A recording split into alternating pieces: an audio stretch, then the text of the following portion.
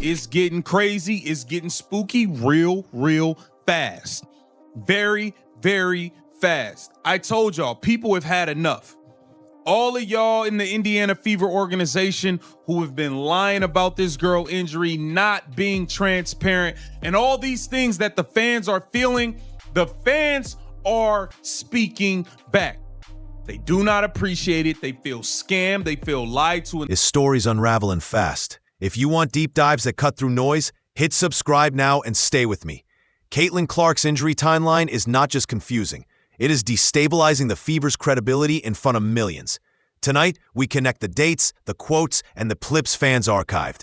We will follow the paper trail from hopeful soundbites to glaring contradictions, and we will ask the question teams hate most. Who knew what and when? Stick around because each step gets sharper, and the last twist might change how you watch the league this month. Urge DOJ and FTC to investigate WNBA's misleading practices. Wow. So we are here now.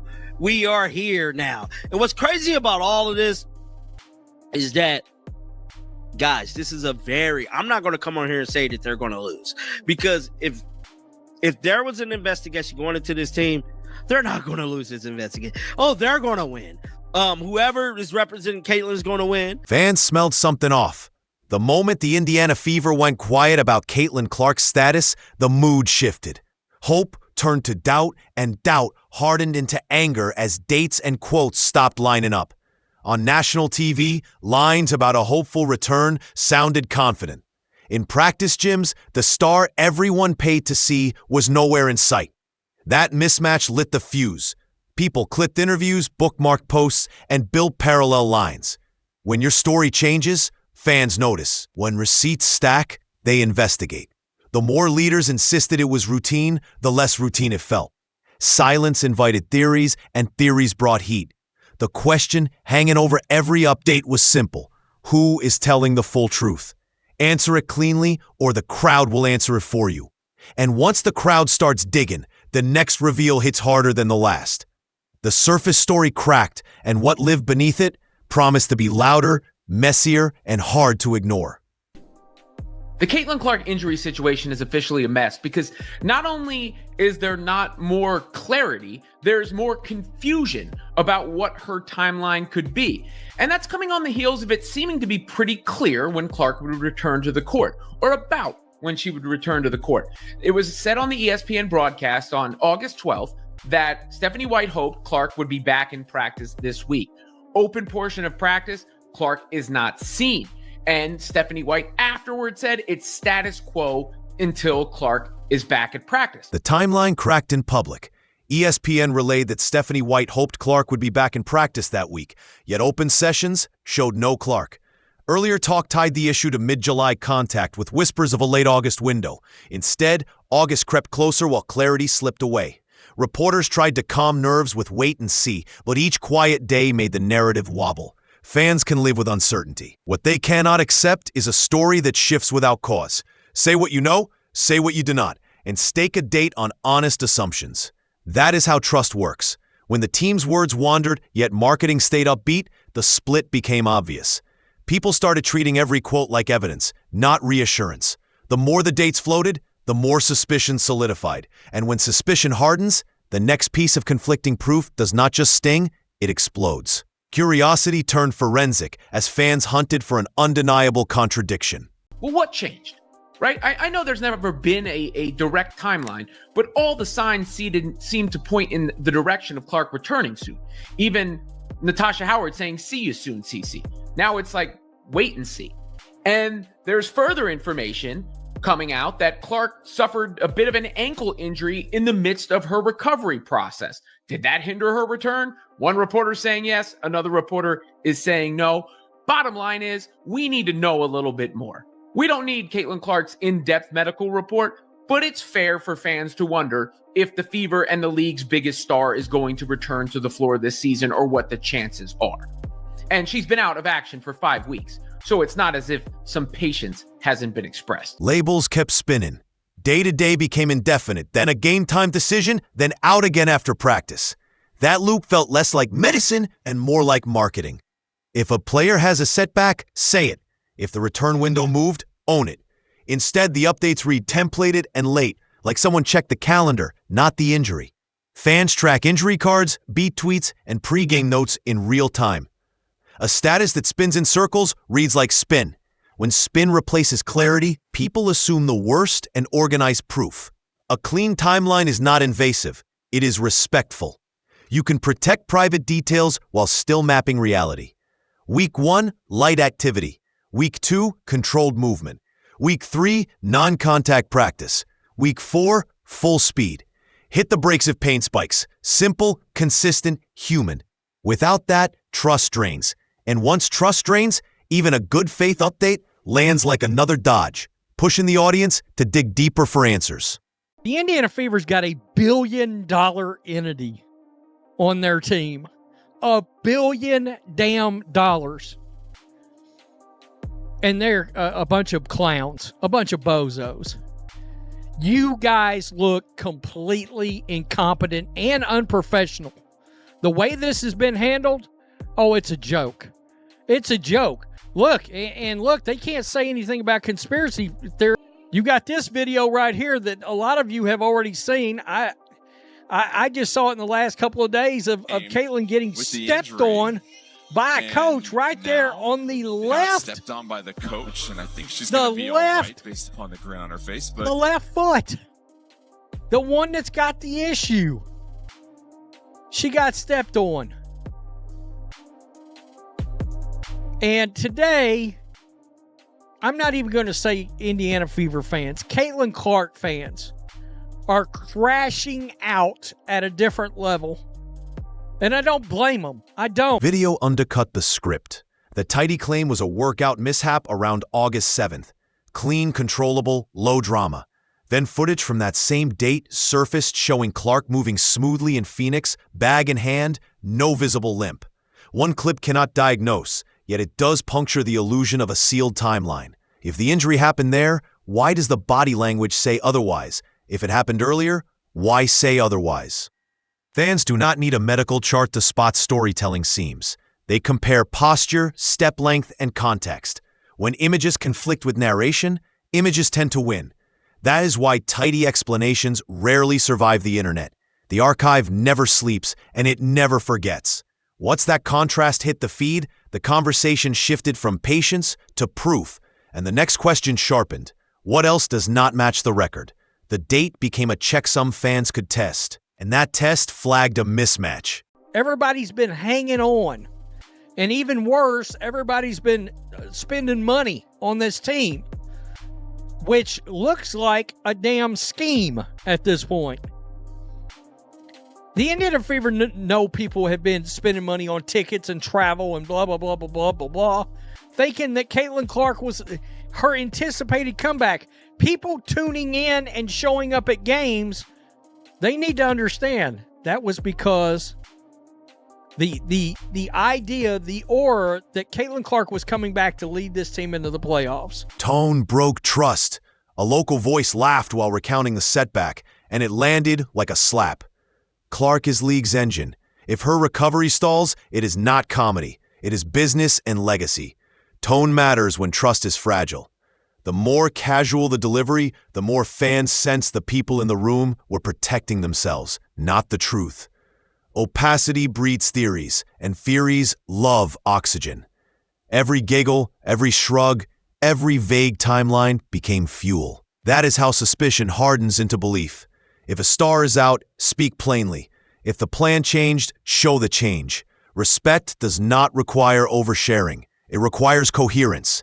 The opposite of rumor is not silence, it is alignment. When reporters and team voices contradict, the audience stops listening and starts auditing.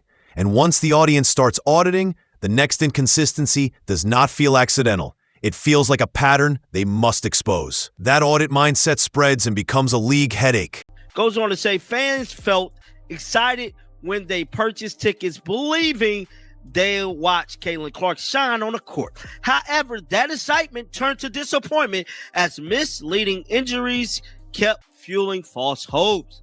that she played. The WNBA and hold up. Damn, is they finna get a for line? Is they finna get a for line to the fans? Oh my God. Hold up. The WNBA and Indiana Fever Indiana Fever have repeatedly engaged in what seems to be a strategic ploy to drive ticket sale and merchandise sales by suggesting that Caitlin Clark's return was on the horizon.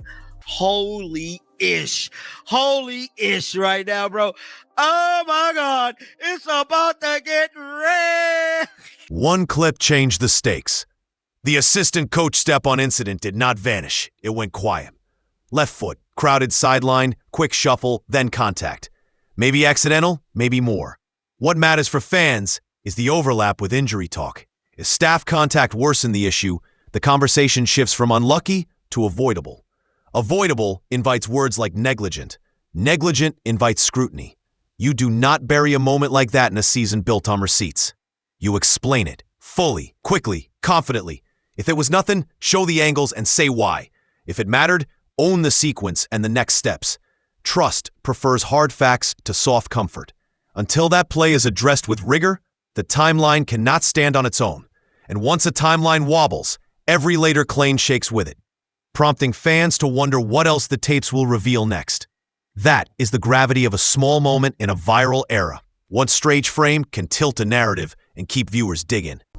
And the craziest thing about this last groin injury with Caitlin Clark is how it's been covered. The day after she had the groin injury, she was listed as day-to-day. And then a couple weeks after that, then she was listed to being out indefinitely. Now, ESPN had August 12th as the circled return date for Caitlin Clark to get back onto the court. And just yesterday, she was listed as a game time decision for today's game against the Dallas Wings. And then after practice yesterday, Coach Stephanie White basically came out and said, no, Caitlin Clark hasn't even been practicing. So they changed it from a game time decision to her being out. The messaging felt scripted. Clark's updates hit the same beats, the same three phrases, the same careful rhythm. Working hard, feeling good, just unlucky. Effective PR? Maybe. Authentic voice? Not really. Fans know her cadence from college pressers and pro media, and this did not sound like it. When language repeats, intention shows. It reads like a memo, not a person. Meanwhile, ticket pages and promos carried the aura of a near return. That gap between tone and truth is where resentment grows. People can forgive delays. They struggle to forgive spin. Say what changed and why the window moved. Outline where pain appears and what milestones remain.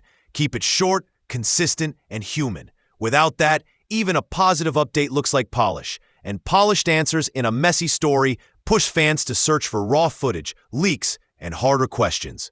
The longer the voice stays on script, the louder the crowd hunts for off-script facts, and that hunt rarely ends well. This has been all over the place, and I get it to a certain extent. The fans, the media does not need to know every little thing that's going on with Caitlin Clark's injuries, especially a star player like that. We will never know all the information, nor should we know all the information, and that's actually good for Caitlin. It protects her for when she does come back on the court. She can't be targeted. Teams can't use a certain injury or ailment against her if people don't really know what is going on. But the reporting of her timeline in general, there has been no rhyme or reason to what has been shared about. Imagine this in the NBA. If a staffer stepped on LeBron or Steph and timelines fractured on national TV, there would be instant scrutiny, an independent look, and consistent updates. No one expects full medical disclosure, but consistency is the minimum. The WNBA is soaring on Clark's star power, which is why the comparison bites. Different budgets, same obligation. Treat your centerpiece like a centerpiece. When the process looks small-time, the league pays a price. Fans are not casual anymore. They're investigators with archives. Every inconsistency they find becomes a headline, then a sponsor meeting, then a policy memo. That is the path from minor mess to major crisis. Stop that path with proof, not promises. Offer structure, not slogans. Otherwise, the next rough clip or contradictory quote will not be a blip. It'll be the moment the wider sports world locks in. The audience you want to win watches details. And the details here beg for real supervision. Where someone this valuable suffers an injury and you don't tell people about it until 2 weeks later, once speculation about Caitlin Clark starts running rampant. Once people start finally muster up the courage to say, hey, this is weird. Caitlin Clark has disappeared and vanished. She doesn't talk to reporters. We're getting no legitimate information from anybody in the Indiana Fever organization. This is the biggest star in sports. The training theory would sting. As whispers spread, one idea took hold, that a rapid strength push stressed the chain and the chain snapped. In pro sports, load ramps are math, not vibes. Miss the math and bodies pay. If that happened here, at minimum, it is a planning failure. And planning failures are fixable with ownership and change. Lay out the plan, the progressions, the red flags, and the decisions. Show who cleared what, when thresholds were hit, and where pain appeared. A transparent model calms people faster than any slogan. Instead, the vacuum left the worst version to stick. That ambition outran caution, and now the season carries the bill. Without a clear counter story, the loudest theory becomes the default. And when the default blames the room in charge, the only way to reset is to put process on paper and let the facts carry the weight. Until that happens, every whisper sounds reasonable, and every quiet day feels like proof that the plan failed. On August 7th, which is what is being shared now. And, you know, some of these things you hear rumblings about, and you don't know exactly what's going on. Look, anybody who saw this, he thought something was up. Breanne January stepping on Caitlin Clark here. August 9th. Left ankle. That's where the bone bruise supposedly happened. Could have maybe. Severity became the elephant. After 5 weeks, mild stopped sounding mild. Fans began saying the quiet part. Maybe this is season-ending level, and the team is hoping for a playoff reveal. Hope is not a plan. If the target moved, show the arc. If an ankle flared while groin calmed, map the sequence. Simple timelines lower temperature. Vague timelines raise blood pressure. You do not need MRI slices to show respect. You need 3 honest sentences delivered the same way every time. Here is what we know. Here's what we do not. Here's when we will update next. Without that rhythm, speculation sets the drumbeat. And once speculation owns the tempo, rumors sound plausible, and delays read like concealment, pushing the conversation from sports talk to accountability talk. That's the cost of silence. It does not keep the room calm. It hands the microphone to whoever's loudest and lets them score the next point. Clear cadence beats clever wording. Every single time. I'll have to figure it out. The people have had enough. I'm going to let you know exactly what I'm talking about. This thing is picking up steam, and it's a bad look. It's a bad look. It's a bad look, all because you guys refuse to be transparent about Caitlin Clark injuries and injuries around the league. Lawsuits. Fans, y'all, we might have a case here.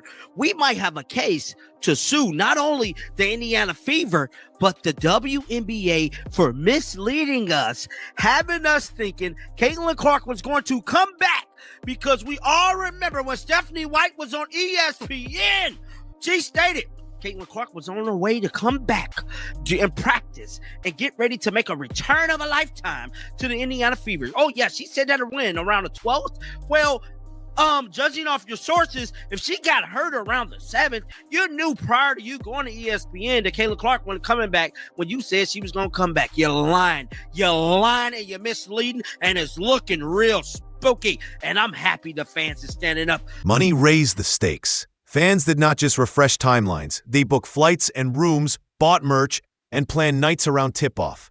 If marketing leans on the aura that Clark might play while internal notes say she will not, that is not optimism. That is misrepresentation.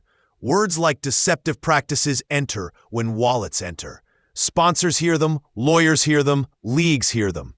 The fastest way to turn a PR mess into a legal risk is to sell hope as probability. Fix it with clarity, not tease campaigns. If she's unlikely, say unlikely. If she's close, define close. The modern fan is a spreadsheet with feelings, and they will tally every promise against every absence. When the math says the pitch was off, the refund talk gets loud. And once refunds get loud, headlines multiply and gatekeepers start calling. That is the point where a timeline dispute leaves sports pages and lands on business desks, the place where patience runs out fastest. All right? People have been trying to stay invested because the GOAT was supposed to be coming back. I mean, seriously. So let's just take a little of the temperature in the room. I'm not happy with the Fever front office and their fan communications. I have tickets I paid for months ago to go to next Tuesday's game. I have airline tickets. I have hotel, restaurant reservations made. The fallout wheel is turning. Sponsors are cautious by design. Tie them to a credibility fire and they pull back. Media outside the market smell stories like this, and they do not stop at team quotes. They look for patterns, request emails, and test claims against video. That's how local noise becomes national pressure. The fix is not spin. The fix is records, clarity, and responsibility. If the Fever do not supply that, others will demand it. And the longer it takes, the harsher the outcome. This is not just about one injury. It's about trust between fans, team, and league. Break that trust, and every future announcement starts at a deficit. The easiest way out is the hardest step. Tell the whole truth, then let the schedule breathe. Miss that window again, and the next reveal will not be a bump in the feed. It'll be the moment the story goes global. Viewers will believe good news when it's earned, and earning it now requires receipts no one can refute. Trust is the real headline. If you want more investigations that value clarity over hype, subscribe and turn on notifications. This saga is bigger than one roster line. It is about how a league treats its heartbeat. If the Fever show receipts, the story cools. If they keep selling vibes, the internet will do the accounting for them. Your take matters here. Did we just watch a sloppy misread or the early beats of a full probe? Drop your view below and be ready, because the next timeline drop could arrive any hour, and when it does, we will break it together. They've put out some information to throw us off the trail. This is part of the cover-up of there's something weird going on with Caitlin Clark. She's been put in a position to where it's best for her. It's been explained to her. Hey, for your mental health, we got to keep you away from the cameras, away from the media. We have to keep you off the court because I am devastated that Sophie Cunningham is now out, and I would like to know if Caitlin Clark will be playing. It's not too much to ask. The Fever need to be more transparent. Absolutely. Absolutely. I shared that. A lot of fans are in this exact situation. Come on. If Caitlin Clark is gone for the year, it's time to show a pair and admit it. Admit it. I got to tell you guys, it's time to go to Fever social media and began demanding, is Caitlin Clark coming back this year or not? The pattern of communication between league officials and team medical reports raised concerns of coordinated misrepresentation rather than independent, factual reporting.